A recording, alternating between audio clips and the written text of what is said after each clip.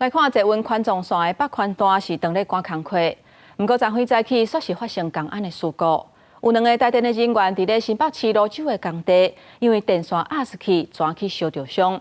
新北市路检处目前嘛已经要求先停工。不过一片路的坐运工程，都是今年到大都已经发生3件公安的意外。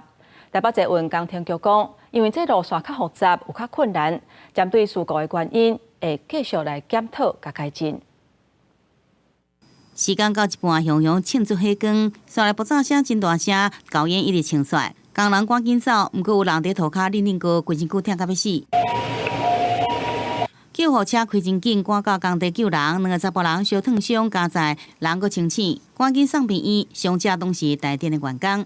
有2个抢修的同仁在进行高压电缆事故的查修的工作，那应该是不慎发生了电弧灼伤了，人先送医院就医嘛。那事故原因我们要去厘清。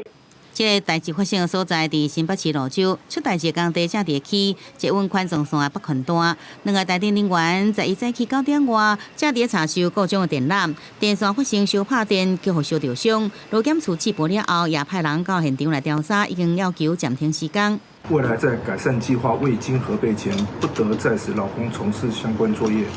事后如确认雇主设有过失，依职业安全卫生法可处3至30万元罚款。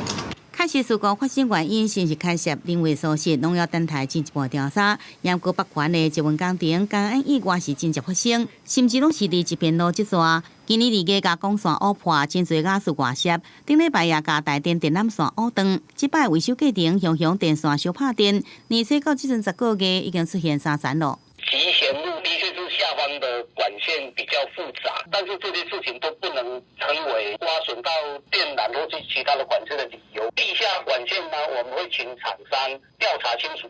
这片路是新北通往台北主要干道之一，台北市捷运工程局讲，毋若地下管线复杂，现场保留道路通行，也限缩机具的使用空间，拢增加这时间困难度的督促工班时间爱多多注意，处理复杂的管线，用人力来代替这个重机械，防范人为因素引发工安的意外。